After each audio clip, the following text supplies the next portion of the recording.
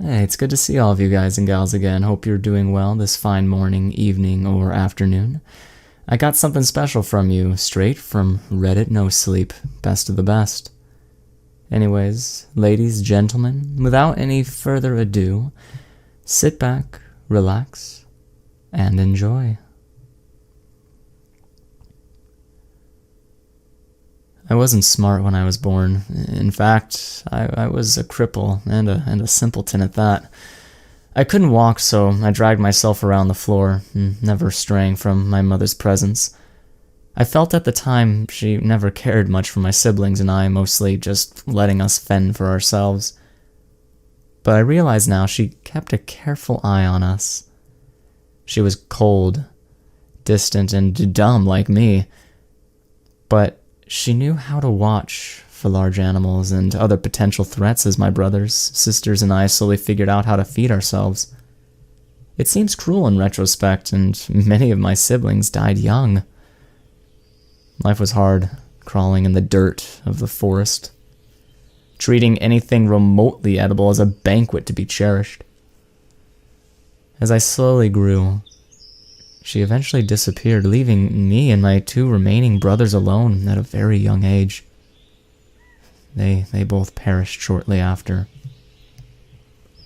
But somehow I managed to survive against all odds, crawling in the mud and struggling against my disability, finding food and shelter anywhere I could. I slowly learned how to use my disabilities to my advantage, setting up ambushes and traps for small game, but I was still fundamentally an idiot, and no matter how clever I thought I was back then, failure was common and life continued to be difficult. Surviving in the jungle, while mentally disabled and handicapped, was mostly a factor of sheer luck. Though at the time I thought myself to be quite adept, I never stayed in one place for long, and I moved very slowly but carefully. My diet consisted of anything I could find lying around which was edible. Mostly small animals I could catch, but I could go hungry for very long periods of time. Eventually, I stumbled on a small stream with an even smaller cave nearby. I made that my home for a while. It wasn't much, but it was still hidden well and provided some sense of security. I would drag myself out of the stream and bask in the warm tropical sun, sometimes taking naps under trees, and eat as often as I could manage. Those were my simple pleasures in life back then. Predators were always a threat, and being crippled running was never an option. So I learned to hide. I learned to read my environment. I learned when to be loud and when to be quiet. And against all odds, I somehow survived. Once again, in retrospect, I mistook luck for cleverness. And that would have been my entire life, up until I starved or finally ran out of luck. But that's where my story really begins, where it should have ended. I was crawling along the forest floor, searching for something, anything to eat. It'd been many days since I last ate, and I had a furious hunger. All I knew how to do was to hobble around, crawling and dragging myself through the jungle, looking for scraps or small animals I could ambush on the ground. I just pulled myself through a small bush when I finally saw it. The jaguar was low to the ground in pouncing position. On any other day, I might have become its meal then and there, but it was focused on something else.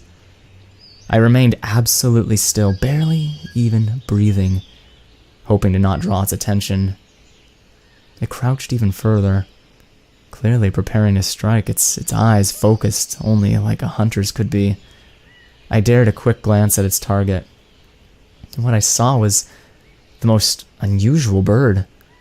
Giant and dangerous in its own right, but bright and colorful, and nearly the size of the jaguar itself. It was a rainbow of feathers, with a crown of plumage on its head, and of course at the time I didn't realize how unusual this creature was, as I knew that this jaguar was going to try to take it down, and the giant avian at any moment.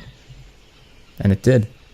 Well, it tried at least. The bird took flight the moment the jaguar leapt, and it soared into the canopy with the cat on hot pursuit. I remained still for some time to see if it would return, but eventually eased out into the small clearing. There wasn't much of interest, so I wiggled up the small hill the bird had been resting on, only to find when I reached the top that was in fact the giant bird's nest. And resting inside were 3 very large eggs of unusual color. Of course, I ate them all right away. I mean, why wouldn't I? And then dragged myself back to my usual resting spot. Sleeping with a full belly was always its own reward. But that's where things began to change. Over the next few days, I started to notice things I hadn't been aware of before. Small things at first, observations of my surroundings that I hadn't noticed. The world looked a bit more colorful than it did before. Shapes were more well-defined. I was able to pay attention to more things at once. As days turned into weeks, I started realizing I could make plans that were more sophisticated than just waiting silently for something to run by and grab it, or looking for scraps laying around. I started to devise clever traps, using rocks and other features of the environment to help me catch my food.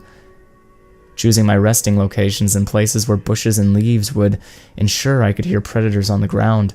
I was still a cripple, but I was becoming smarter.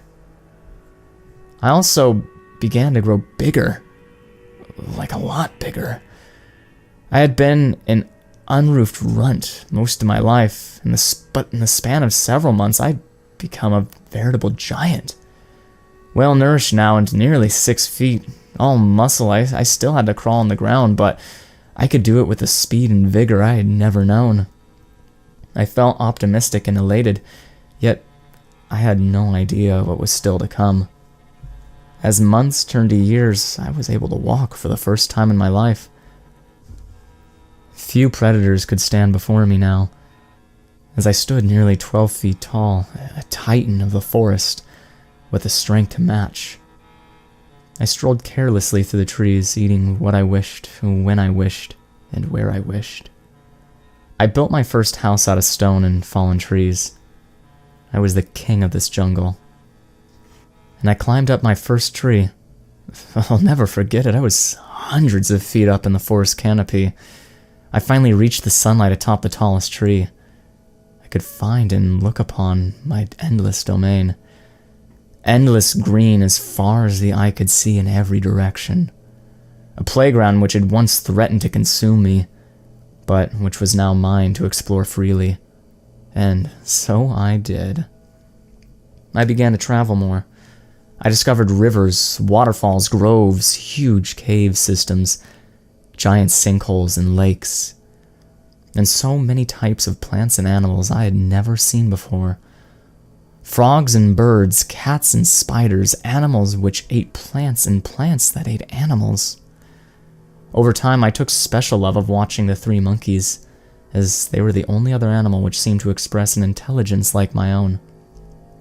That's why, when I found a small one which had been injured, I carefully collected it and took it with me. I nursed it back to health, fed it, and earned its trust, and it became my little companion. There were no names back then, but none were needed. For the first time in my life, I felt genuine love for this one specific creature. My first friend. I had to take great care as my growing never seemed to cease, but my memory and estimates, I may have been nearly 30 feet tall by then, and this little monkey was barely a fly by comparison. But the joy he brought me as we traveled together, as he gathered tiny fruits for me, and as he slept peacefully next to me, made me realize how lonely I'd been for all those decades wandering the forest all by myself. Always just watching, but never feeling like more than an observer anymore. When he finally died peacefully of old age, I was heartbroken. I knew it was coming. I'd seen he slowly weakened and deteriorated, while I seemed to defy the years and continue to grow.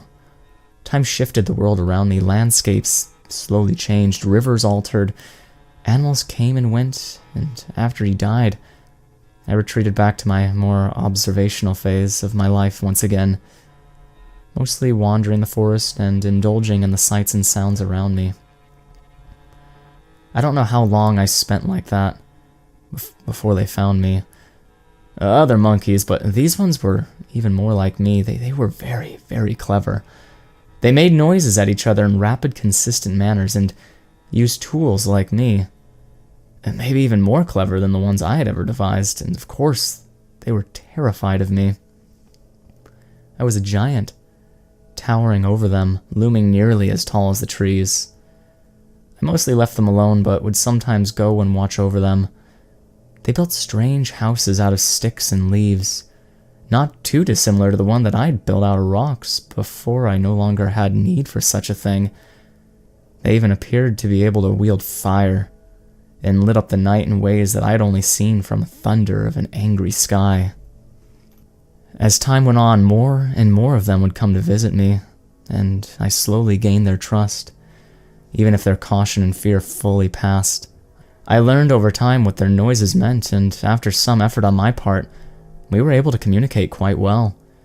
They would often come to me and ask questions about the area, good hunting grounds, water sources, places to make a new village.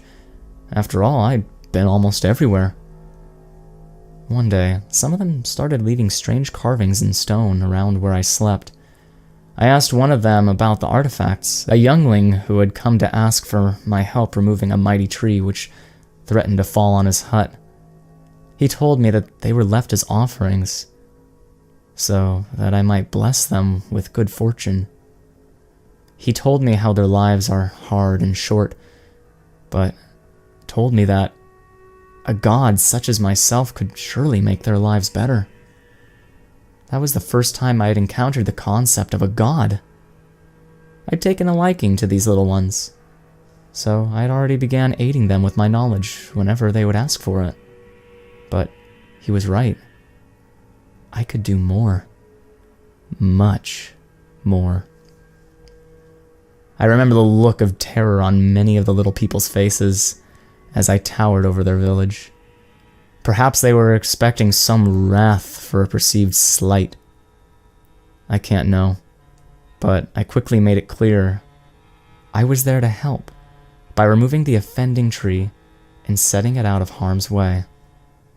Our relationship expanded quickly over the next few years, and they devised great and clever projects which took advantage of my size and relative strength.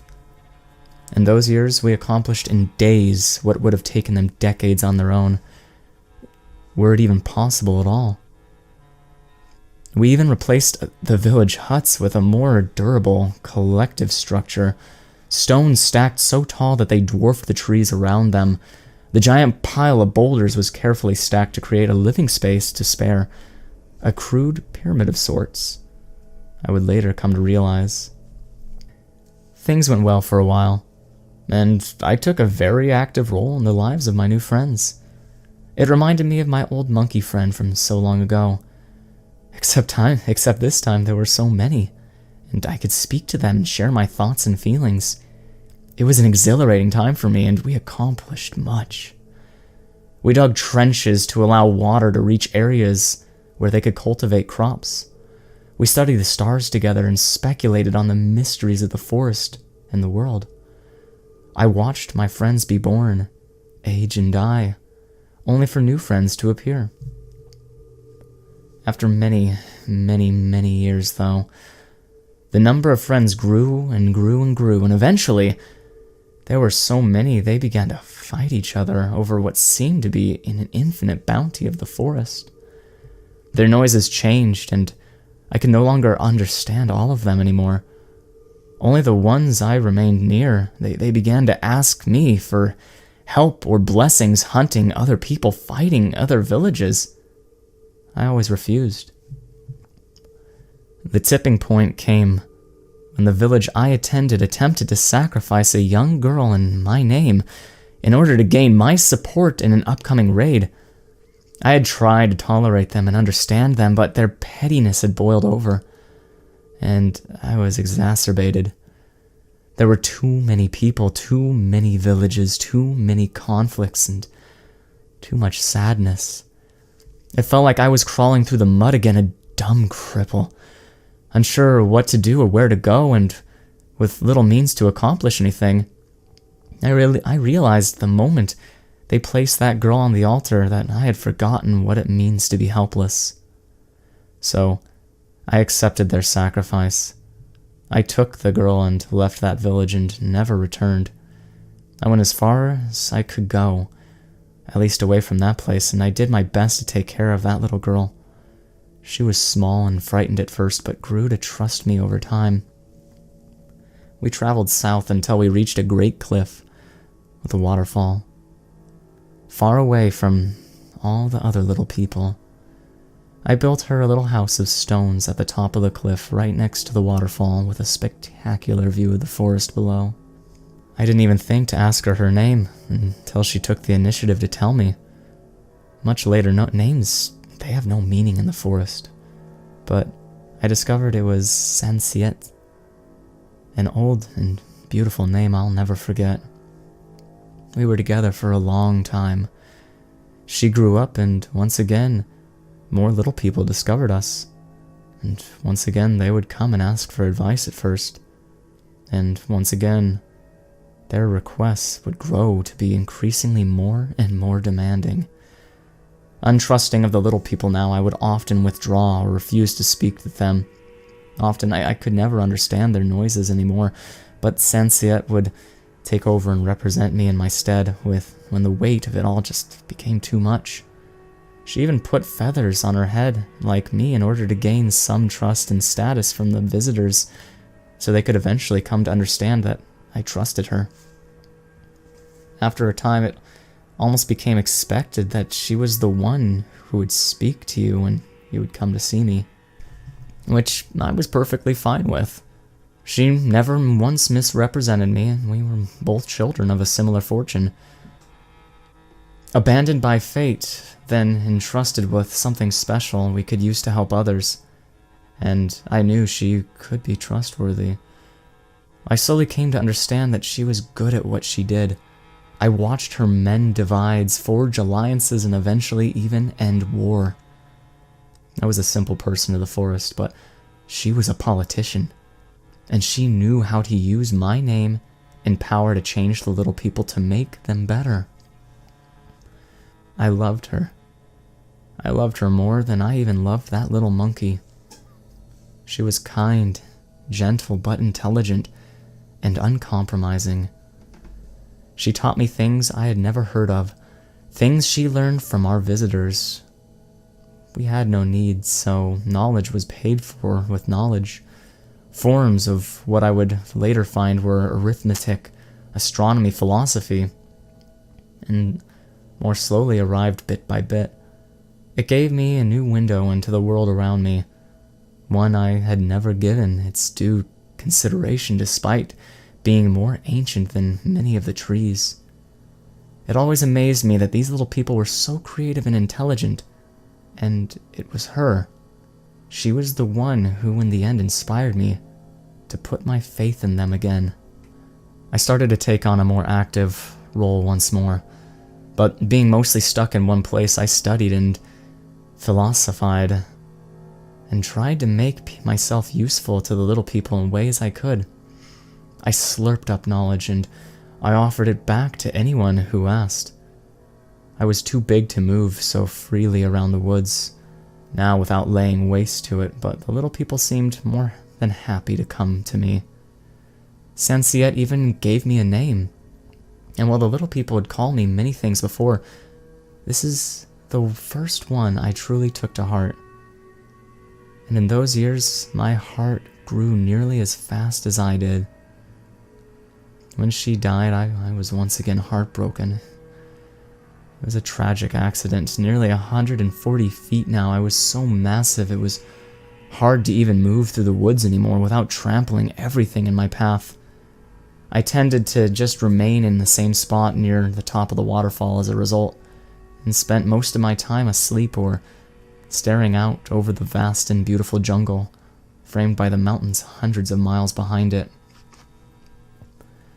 I don't know why she had come so close to me while I was sleeping that night, or what cruelty of fate caused me to roll over. But when I woke up, I found I had accidentally crushed her to death. I could barely recognize her. I had seen the little people cry before, but this was the first time I myself had ever truly wept. I hadn't even realized I was capable of it. I retreated deeper into the forest after that, avoiding everything. Everyone was so small and I was so dangerously large. I just wanted to go and hide in a cave somewhere and never come out. But even finding such a large cave now, it seemed to be nearly impossible. As was so often the case in my life, I do not know how much time passed. Probably ages, but eventually the little people found me again, as they always did.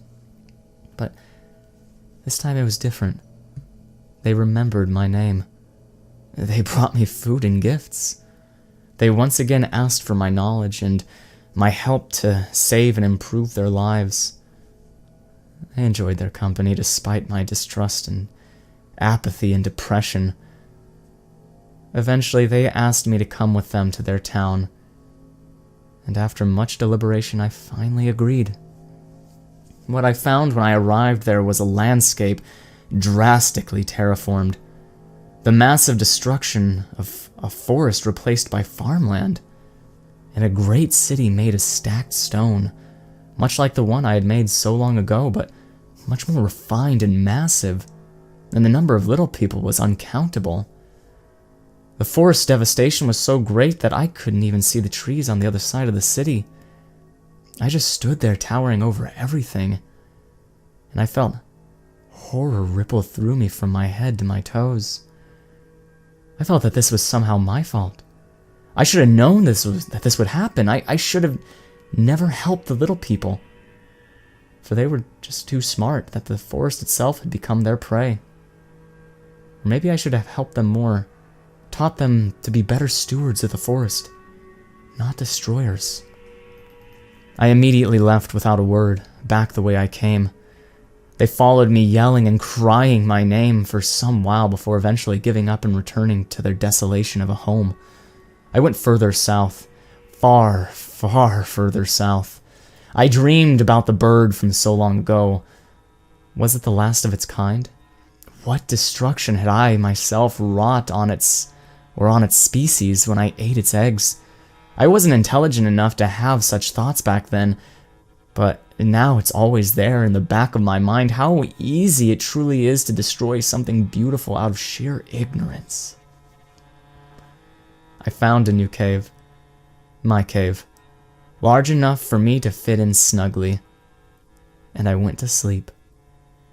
As always, I don't know for how long, ages more than likely, and once again I was awoken by the little people. They hadn't changed much by my perception, but their noses were new. It took me some time to understand them again, but once I did, they again told me of how things were. An empire, they said, greater than any before, and cities of stone which fed and housed vast numbers of little people. I could only barely imagine how so many could have survived on the fruits of the forest, and they told me they no longer needed the forest. They claimed to have tamed the wilds. I remember at one point asking one of their supposed wise men what had happened to all the old little people who I had once seen doing the same thing. He told me that their cities had been abandoned long ago, and they retreated back into the forest. This gave me hope, and I believed that in time they too would return to the forest. I did not tell them my thoughts, though. I simply sent them away. More and more of them flooded to me, and before I knew it, they were erecting monuments all around my cave, destroying trees and slaying animals in the process. I tried to chase them off, but they would always return. I fled them in a fit of anger one night, after years of fitful and interrupted slumber. I went further south. Eventually, I found another home. One of many in my travels, but it was suitable, deep, dark, and hidden in the bowels of a sinkhole. Nobody but I could get down this deep into the earth, so here I would finally be safe to rest. No more little people, no more sadness. But this time it was a different kind of noise. It was a grating, whirring, and ripping noises. alien noises, and the smell of fire and ash. I don't know how long had passed before I had woke deep in my hidden chamber. I knew something changed. These were not the noises of the forest or even noises of little people. I had to investigate. When I peeked out of my cave, I stood up and looked over the trees to see smoke filling the air and huge swaths of the forest completely burned to the ground. I went to see what was happening and observed the little people burning and chopping and tearing at the trees with strange tools I had never seen before. They were noisy and violent tools. Some of them spotted me, and it wasn't long before they were screaming and fleeing en masse. I couldn't understand. There were no crops here, no city. Why were they destroying the forest, burning it to the ground even? Not even using the wood from the trees as they used to. I walked through the devastation and saw it. Stretched out seemingly forever in the distance, I saw strange buildings, very different from the stone and thatch ones I was familiar with, and vast herds of unusual animals I'd never encountered before. The forest had turned to grassland in the hands of the little people. I stood watch over the area for a few years, frightening off those who dared trespass. I wandered around and patrolled, destroying the infrastructure the little people used to attack the forest wherever I found it. I took care never to hurt any of them, but it wasn't hard as they always fled in my presence. I became cold-hearted though, and felt the little people were a plague, a disease I had allowed to fester. Once again, I believed that this was my fault, that this was something I could have prevented. Time continued to pass, many suns and many seasons, many years. I remembered one day I saw a strange bird fly overhead.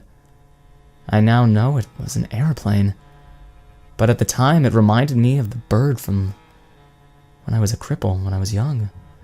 Giant and majestic and beautiful. I tried to follow it, but it was far too fast, and I watched it disappear over the mountains. I remember wondering what new lands the bird would discover over there. Maybe ones without little people. No matter how much I tried, though, I couldn't stop the destruction. Always small groups, simple tools, and a lot of fire. I could not be everywhere at once. I felt despair. Time passed, but an old man found me one day and spoke to me in new and unusual noises. But he persisted and slept nearby every night, refusing to leave. He would come every day and make the same noises. He seemed harmless, and I felt lonely. So on a whim, I decided to let him stay for a while, so that he might teach me the new noises. We were eventually able to speak more clearly. He gave me his name, Fabio. He was also born in the forest. He told me many strange, wonderful, and terrible things. He told me about how the land was now used to raise cattle. He told me about how the silver bird was in fact a machine created by little people. He told me what he knew about science, about history and society, that there were entire nations of little people all over the world, that the little people had conquered it all. I came to feel he was like me, or he seemed saddened by it.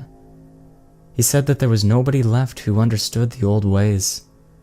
Living in the garden and only taking what you require, he told me, a few people believed in me anymore, that I was just a scary story told to frighten frontiersmen's children, or just a mythology told in schools, that those who claimed to have seen me were met with disbelief, and he said he had seen me as a child when I ran off his parents at the edge of the forest, and that he had spent his whole life searching for me since then. The little people were always full of surprises. I took him in, and his welcome company and knowledge warmed me as I continued to hide in my cave. He taught me to play chess. He told me wonderful stories and even brought me books. I had seen the scratches in the stone from long ago and their meanings, but these were far more sophisticated. I learned how to read, and I lusted after their knowledge. He would go out once every few months and bring back more books, photographs, and at one point even a motion picture for me, which I devoured greedily. Years passed almost in an instant, and I barely even left the cave. Eventually, he told me I would need to face my fears and do something about the encroaching little people, who grew even closer by the day. But I knew he could see my wounded spirit, and he was kind and let me rest. He never pressed me. He knew the little people had broken my heart. But what is broken can break again. And when he finally passed away a few years later, I found myself alone once more. Timeless, not like the tree, but like the very stone I dwelled in. I knew everything around me was ephemeral. It was all going to change and die anyways, so what did it matter what I did? And so I slept. I didn't know how long, it might have been ages, and eventually I was woken again by the little people's noises. Well, in this case, you specifically, of course. I remember thinking at the time that I was half tempted to snatch you all up and carry you to the edge of the forest and tell you to never return. But I observed you from a distance, without intervening to see what you did. My trust of the little people was low enough by now that I was prepared to even squash you if you'd stepped afoul. But to my surprise, you all were nothing if not respectful of your surroundings. After several weeks of observing you, I saw you rescue animals, study the plants, and record information. I saw you exploring and appreciating the wonder of the forest, just like the little people of old, just like I did. I realized you were the scientist the old man had told me about, that you were here to learn, not to destroy. And that's when I decided to make myself known.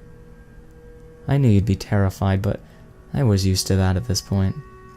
And I still remember the look on your faces when I first presented myself. But when I managed to convince you I was harmless, your innate scientific curiosity took over. I could only assume. The same curiosity that drives me.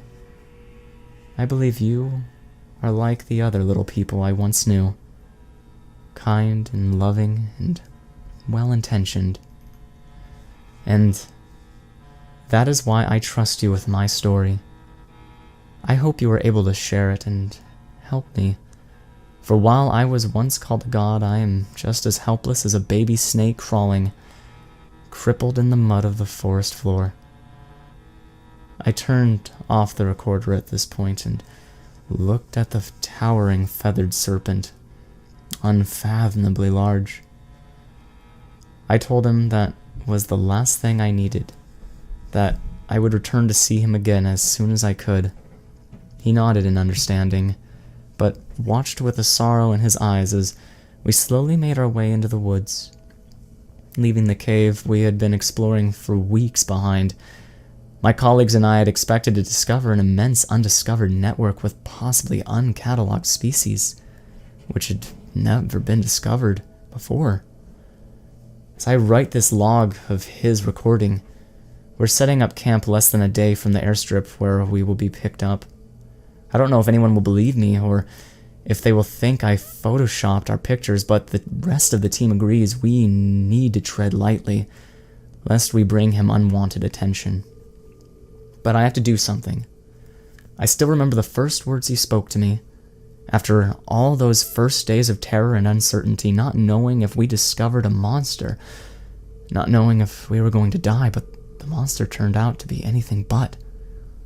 I'll never forget what he said the first time he spoke to us. I've been watching you. Do not fear, I've been here for a very long time. The world is changing. I'm crawling in the mud again.